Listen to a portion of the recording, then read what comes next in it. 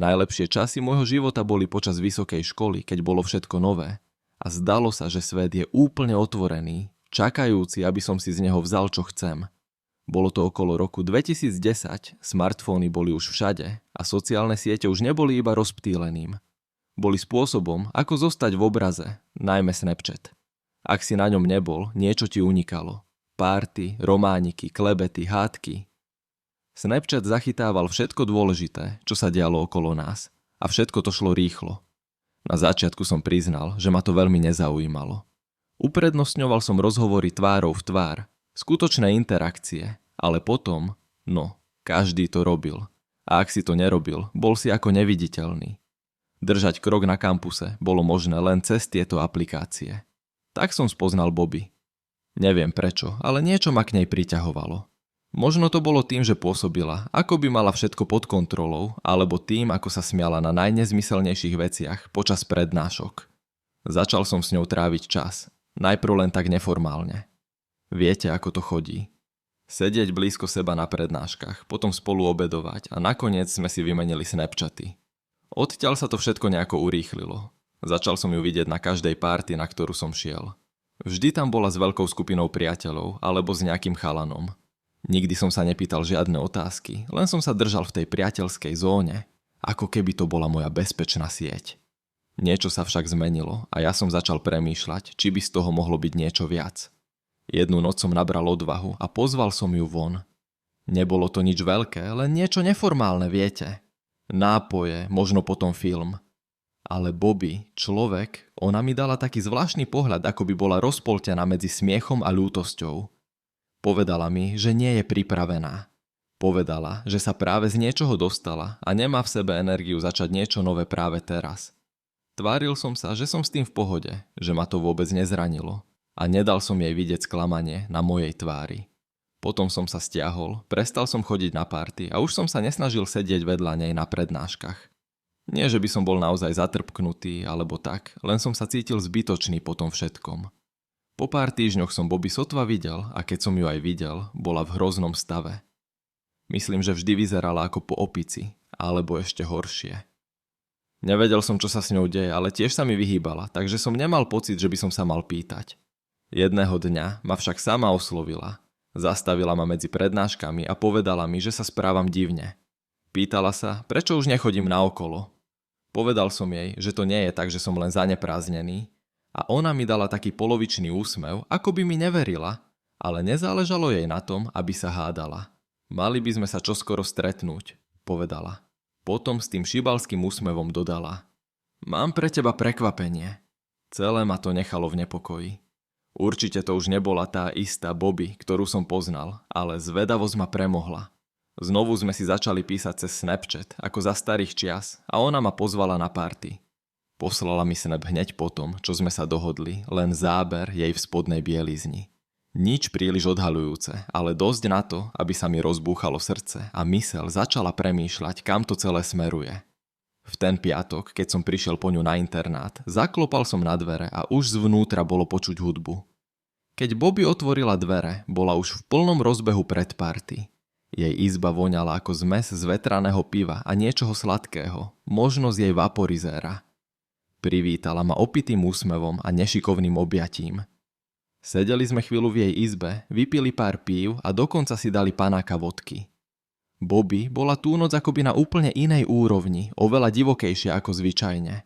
Dúfal som, že čoskoro neodpadne, ale nebol som si istý. Po chvíli som navrhol, aby sme vyrazili skôr, než bude príliš neskoro. Súhlasila, hoci sa už tackala, keď sme prišli k môjmu autu. Jazda nebola ďaleko, len niekoľko míľ k samotnej párty, ale Bobby neustále vyťahovala ploskačku zo svojej kabelky a popíjala. Asi v polovici cesty si zrazu vzala tabletku.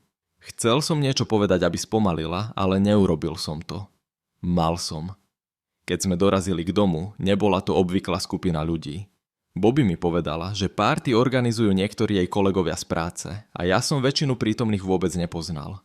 Bolo tam pár známych tvári z kampusu, ale zvyšok boli jej kolegovia z reštaurácie, aspoň podľa toho, čo som počul. Boli iní, hluční, už opití a veľmi výtržní. Snažil som sa to nejako zvládnuť, zobral som si nápoj a držal sa v rohu, zatiaľ čo som sledoval, ako sa Bobby rúca. Bola úplne mimo kontroly. Potácala sa po dome, ledva dokázala súvisle niečo povedať. V jednom momente ma začala oslovovať menom iného chlapa. Asi jej ex. Tak som si to domyslel. Čím viac som sa jej snažil pomôcť, tým viac ma od seba odháňala, kričala a smiala sa, ako by to celé bola nejaká veľká zábava. Hosťom párty to však zjavne vôbec neprekážalo. Naopak, niektorí sa zdali, že si užívajú sledovanie, ako sa Bobby rozpadá. Bolo to takmer ako hra pre nich a ja som tam bol ako piaté koleso. Vedel som, že je čas odísť, ale dostať Bobby preč bola úplná nočná mora. Nechcela ísť. Nechcela opustiť tú párty, nechcela byť pri mne a stále ma oslovovala menom svojho ex. Trvalo takmer hodinu presviečania, no nakoniec som ju dostal späť do auta, pripútal ju na sedadle spolujazca a konečne sme vyrazili. Vtedy sa situácia zhoršila. Hneď ako sme vyšli z prijazdovej cesty, Bobby začala šalieť. Začala ma udierať, nie silno, ale dosť na to, aby ma to rozladilo. Jej hlas bol rozmazaný, keď na mňa kričala, pýtala sa, kam ju vezmem a žiadala, aby som ju odviezol späť. Snažil som sa zachovať pokoj, povedal som jej, že ideme späť na jej internát, ale ona ma vôbec nepočúvala. Neustále kričala a udierala ma, jej peste narazili do môjho ramena, ruky a dokonca do boku mojej hlavy. Kam ma berieš? Zajačala, jej hlas dosiahol výšku, ktorá mi spôsobila pískanie v ušiach. Domov, Bobby, povedal som cez zaťaté zuby, snažiac sa udržať auto stabilné. Beriem ťa domov. Klamár, zakričala. Klamete. Presne ako on. Ani som nemal čas opýtať sa, koho tým myslela, pretože vtedy urobila niečo nepredstaviteľné. Z ničoho nič sa vrhla na volant, chytila ho oboma rukami a prudko ním trhla do strany. Auto sa násilne strhlo, pneumatiky zapíšťali, keď som sa snažil získať kontrolu, ale bolo to márne. Auto sa trhlo raz na jednu, raz na druhú stranu, až kým sa neprevrátilo. Pamätám si zvuk rozbijajúceho sa skla, ten pocit bezťaže, keď sa svet okolo mňa točil. A potom nič. Keď som prišiel k sebe, všetko bolo rozmazané. Mal som krv v očiach, na rukách a počul som hlasy v diaľke, tlmené, ale približovali sa. Snažil som sa pohnúť, ale celé telo ma bolelo. Pomaly som otočil hlavu a videl som, ako sa Bobby šplhá z trosiek. Stále bola opitá, stále nezrozumiteľná, ale nejako bola na nohách, tackala sa smerom k blikajúcim svetlám záchranných vozidiel, mávajúc rukami a kričiac. On bol opitý, zahuhlala. Jej hlas bol mix zúfalstva a takmer triumfu. On havaroval auto a zrazil ma.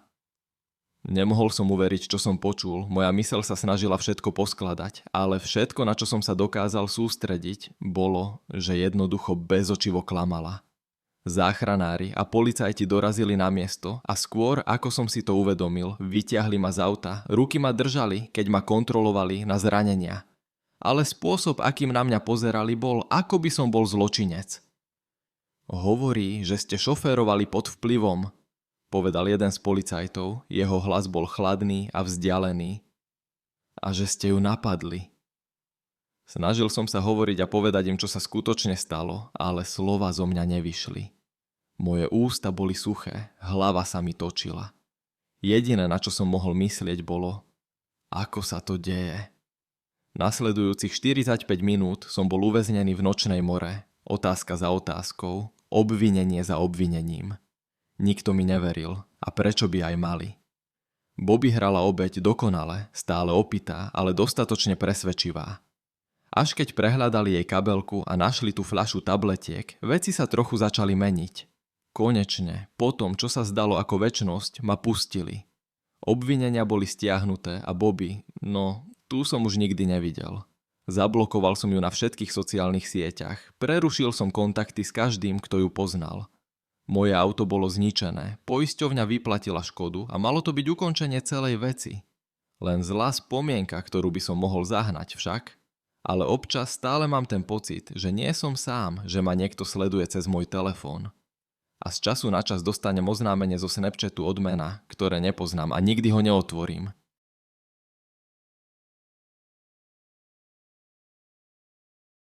Stále niekedy cítim modrinu pod pravým okom, tupú bolesť, ktorá prichádza a odchádza, keď sa mení počasie.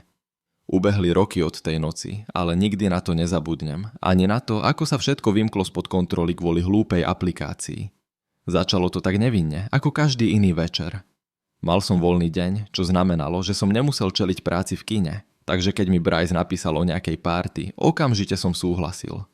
Počul som o nej od pár priateľov na Snapchate, nejaká náhodná vysokoškolská párty v dome, kde ste nepotrebovali pozvánku, len dosť peňazí na benzín a možno balenie piva, ak ste chceli ukázať trochu triedy. Bryce, Lane a ja sme boli pripravení trochu vypnúť, takže sme sa naskladali do Bryceovho starého Civica a vyrazili.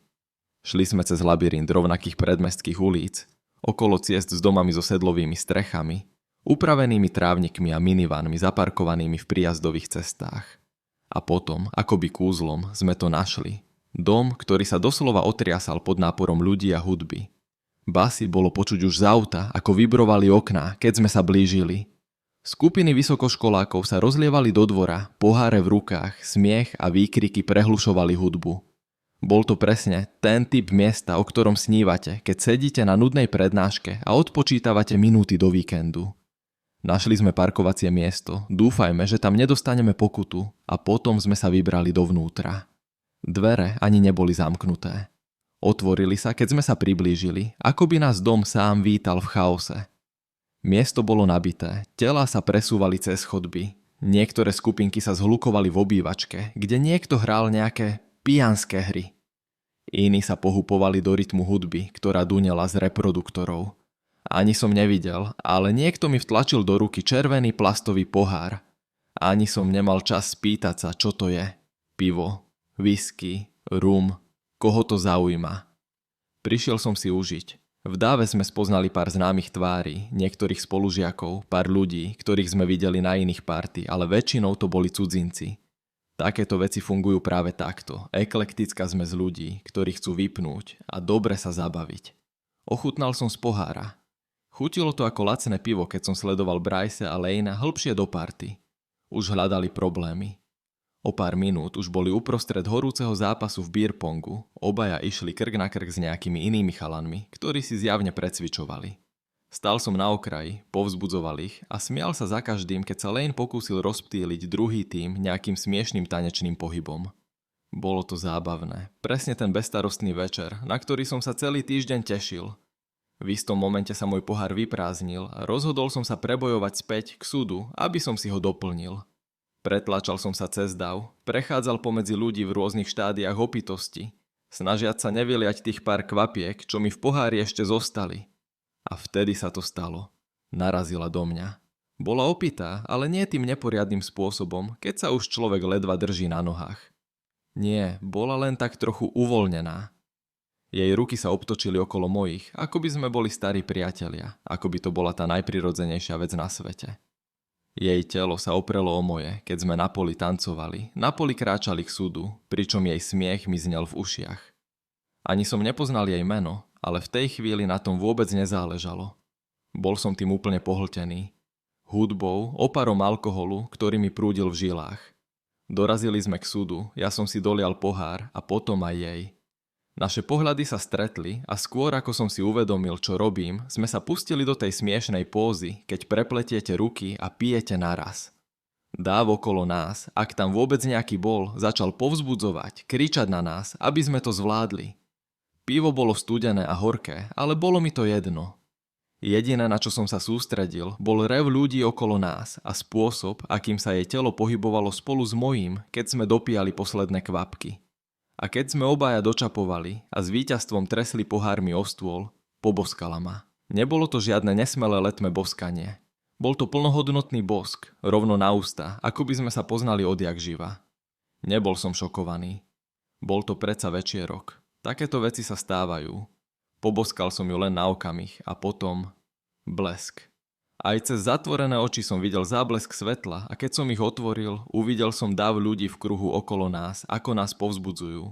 Polovica z nich mala v rukách telefóny, nahrávala tú chvíľu, zachytávajúc ju navždy v zrnitých pixeloch a roztrasených záberoch. Odtiahla sa, chichotala sa a skôr, než som stihol niečo povedať, stratila sa v dave, zmizla v mori tvári. Stal som tam omámený ostrým svetlom všetkých tých telefónov, cítil som sa zmetený. Ale bolo to v poriadku. Bolo to všetko len súčasťou večera. Dopil som svoj nápoj a mávol nad tým rukou, vrátil som sa k Bricovi a Laneovi. Prehrali svoju hru o jeden pohár a už si pripravovali ďalšiu. Povedal som im o tej dievčine, o bosku a obaja sa smiali, potľapkali ma po chrbte, ako by som vyhral nejakú cenu. Zvyšok večera sa zlieval do jedného veľkého rozmazaného obrazu. Viac drinkov, viac hier, viac tvári, ktoré som nepoznal. Do polnoci som bol pripravený to zabaliť. Napokon na druhý deň som musel ísť do práce. Posledné, čo som potreboval, bolo byť opitý a s bolesťou hlavy v kine. Bryce a Lane na tom boli podobne, tak sme vypili posledné pivo a potom všetci vyrazili domov. Veľa si z cesty späť nepamätám, len tichý bzuk od motora a tupú bolesť hlavy, ktorá sa pomaly zväčšovala. Bryce ma vysadil pred internátom a ja som sa dostal dnu, zrútil sa na posteľ bez toho, aby som sa obťažoval prezliecť. Zaspal som do pár minút. Ráno ma zobudilo bzučanie telefónu. Ospali som sa pretočil a siahol po ňom, prižmúril oči pred jasnou obrazovkou. Bola tam notifikácia zo Snapchatu. Niekoho som si pridal. Spring Rose 19. Zamračil som sa, snažiac sa spomenúť si, či som niekomu večer predtým dal svoje používateľské meno. A potom mi to došlo. To dievča, tá z party, musela sa pýtať, získala moje meno od niekoho tam. To nebolo divné však. Ľudia to robia stále. Pokrčil som plecami a otvoril správu. Užil si včera večer? Stálo tam. Usmial som sa, stále na poli v polospánku a odpísal. Jasné, že áno. Dúfam, že ty tiež. Odhodil som telefón nabok a začal sa chystať do práce. Obliekol si uniformu do kina. Až keď som si znova čistil zuby, znovu som začul bzučanie. Ďalšia správa. Skontroloval som to. Tentokrát fotka. Bola to fotka nás pri súde, zamotaných v tej hlúpej póze s prepletaním rúk, tesne pred boskom. Veľa som nad tým nerozmýšľal. Ľudia predsa stále robia fotky na party. Niekto jej to musel poslať. Rýchlo som odpísal. Pekná fotka. Ako sa vlastne voláš? Rose, odpísala. Rose, samozrejme, že to bolo Rose. Dokončil som prípravy a vyrazil von, pričom mi telefon občasne bzučal s novými správami od Rose. Počas cesty do práce som odpovedal bez veľkého rozmýšľania. Zdala sa byť celkom jednoduchá na rozhovor. Škola, moja práca, napísal som jej. Som študent. Robím v kine a budem tam celý deň. Kým som sa prihlásil do služby, mal som pocit, ako by som ju už poznal. Alebo aspoň dostatočne na to, že mi nevadilo prezradiť jej malé detaily o sebe. Je zaujímavé, ako rýchlo sa môžeš cez obrazovku cítiť spojene s niekým. Deň sa vliekol, rovnaká monotónnosť rozdávania pukancov a trhania lístkov. Až okolo obeda sa to začalo stávať zvláštnym. Stál som pri stánku s občerstvením, mysliac si svoje, keď ku pultu pristúpil nejaký chlap. Bol starší, asi 30-tnik. Mastné vlasy, vyblednutá bunda, ktorá vyzerala, ako by ju nevypral celé týždne. Nič si neobjednal, len tam stál a pozeral. Hej, môžem vám pomôcť? Spýtal som sa znúteným úsmevom. Ty si... Vložil moje meno. Že? Môj úsmev zamrzol. Áno. Poznáme sa. Neodpovedal, len ďalej pozeral. Jeho oči skákali hore-dole, ako by si ma premeriaval. Po chrbte mi prebehol mráz. Niečo na ňom nesedelo. Niečo, čo som nedokázal presne uchopiť. Ty... chodíš na moju vysokú, že? Spýtal sa. Prikývol som. Hej, a vy? Znova neodpovedal. Namiesto toho sa naklonil bližšie, položil ruky na pult. Ako sa má Rose? V žilách mi zamrzla krv. Ako do čerta, ten chlap vedel o nej? Otvoril som ústa, aby som niečo povedal, ale slová neprichádzali. Bolo to celé divné. Skôr než som stihol zareagovať, venoval mi ten pomalý, znepokojujúci úsmev a potom odišiel, zmizol v dave. Stál som tam chvíľu, snažiac sa spracovať, čo sa práve stalo. Možno to bol len nejaký chlap z párty, niekto, kto ma videl z Rose. Možno to nič neznamenalo. Ale ten spôsob, akým vyslovil jej meno, ten pohľad na mňa. Potriasol som hlavou, dokončil som svoju smenu a vyrazil na parkovisko. A tam som to uvidel. Na mojom čelnom skle, napísané jasným červeným ružom, boli dve slová. Si ďalší. Zostal som stať zamrznutý na mieste, hľadiac na tie slova rozmazané po mojom skle. Si ďalší. Písmena boli neupravené, takmer uponáhľané, ale odkaz bol jasný. Prúd adrenalínu mnou preletel, keď som prechádzal očami po parkovisku, hľadajúc medzi radmi zaparkovaných aut. Bol jasný deň, ale zrazu všetko pôsobilo temnejšie, utláčajúcejšie.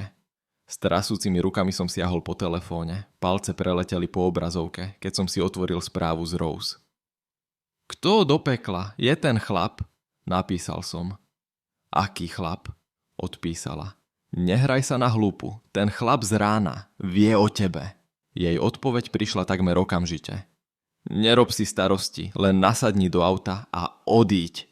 Tá ležérnosť v jej odpovedi mi spôsobila mráz po chrbte. Ako vedela, že stojím pri aute? Hlava mi vírila. Niečo nebolo v poriadku. Potreboval som sa odtiaľ dostať, rýchlo. Strčil som telefón do vrecka a otočil sa k autu. A vtedy som ho uvidel. Na druhej strane parkoviska, medzi dvoma autami, stal ten istý masnovlasý chlap z občerstvovacieho pultu. Oveľa bližšie teraz, pozorujúc ma rovnakými dravými očami. Ruky mal zastrčené vo vreckách tej špinavej bundy.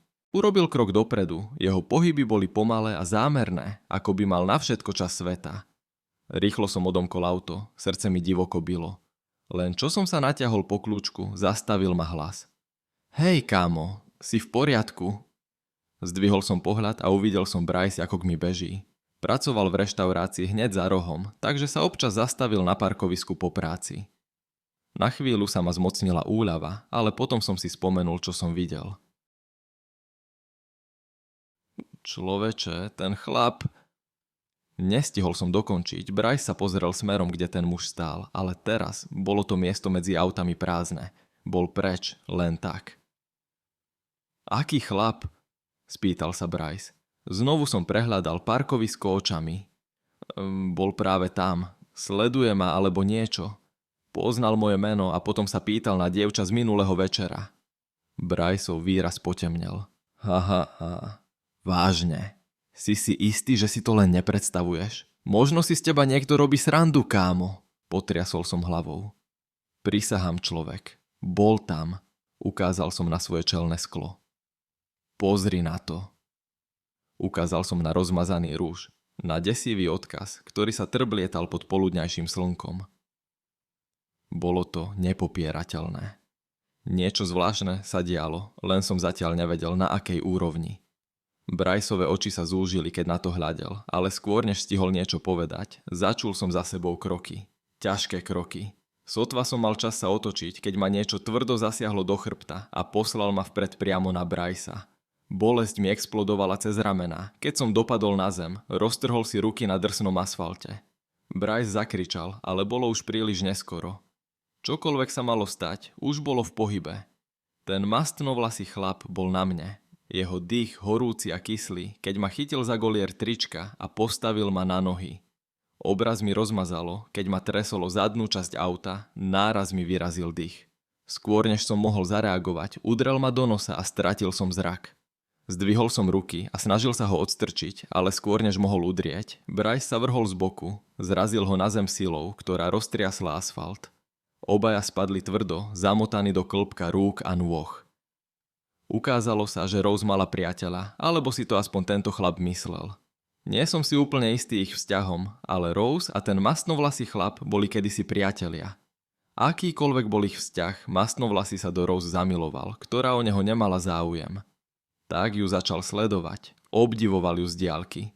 Keď videl fotky, ktoré kolovali, ako sme sa z Rose boskávali na party, zistil, kto som a potom ma kontaktoval cez Snapchat. Chlap jednoducho stratil rozum a rozhodol sa, že musí bojovať za svoju ženu. Bryce a ja sme nakoniec boli väčšinou v poriadku. Ten druhý chlap strávil noc v nemocnici. Našťastie pre mňa nebolo potrebné vznášať obvinenia. Bolo to v podstate jeho slovo proti nášmu, pretože všetky dôkazy z telefónu boli cez Snapchat automaticky vymazané. Polícia mi vydala ochranný príkaz. Povedali tomu masnovlasému, aby sa držal odo mňa, Brycea a Rose ďalej. A to bolo všetko. Dal som si dlhšiu vážnu pauzu od všetkých sociálnych médií, prečistil som si kontakty, aby som sa uistil, že všetci sú reálni a pomaly, ale iste som si opäť vzal život pod kontrolu. Najväčší trapas? Rose som už nikdy nevidel. Ani som o nej už nikdy nepočul. Ani raz.